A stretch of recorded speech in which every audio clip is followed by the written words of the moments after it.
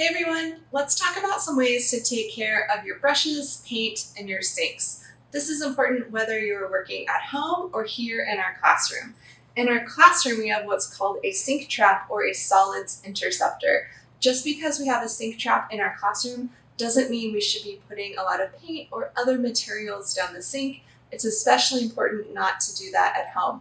Let's talk about some ways to take care of our supplies.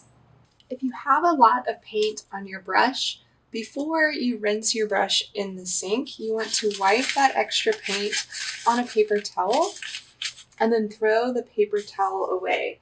This isn't as important for tempera paint, definitely not for watercolor, but we don't want a lot of acrylic paint going down the sink since it is plastic based. In the classroom, before you come to the sink, use a water container at your table to rinse your brush in clean water as much as possible so we don't have a lot of people at the sink at one time. Now you are ready to clean your brush. You want to make sure you get all the paint out of your brush, especially in this area where the bristles meet the ferrule. I like to use hand soap and put that in my palm and scrub lightly. You can see the soap is turning a little bit red since I used red paint. Then I'm going to rinse my hand, obviously.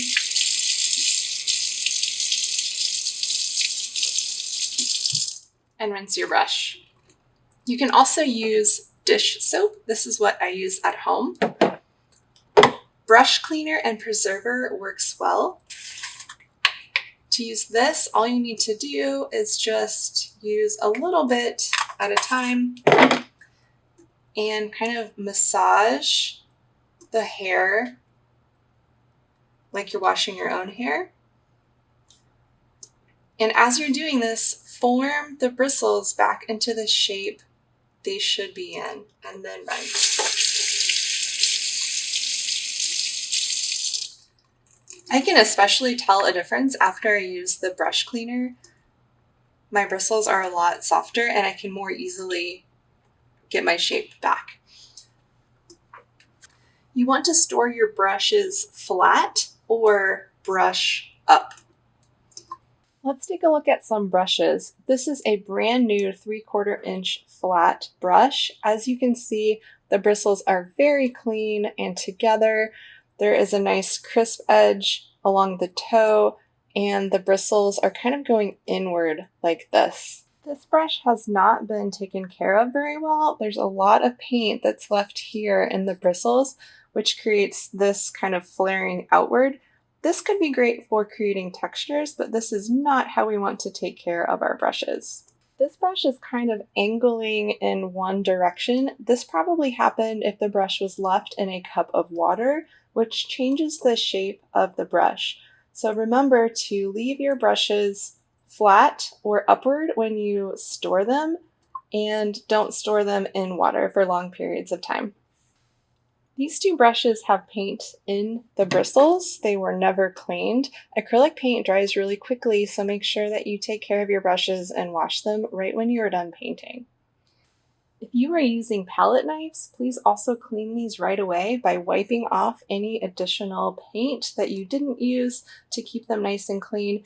Dried on paint creates different kinds of textures, especially with these nicer metal and wood palette knives. You want to take care of these and clean them very well.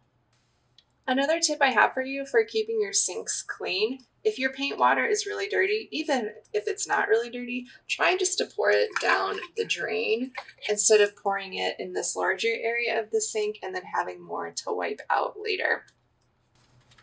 If you have a lot of liquid paint in your palette, don't just wash it down the sink.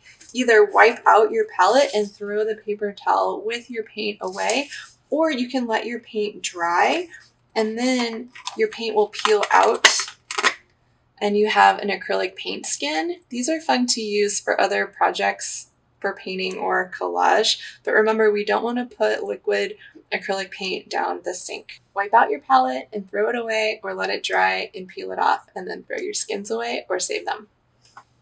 If you have any paint in the sink, you want to wipe that up with a paper towel.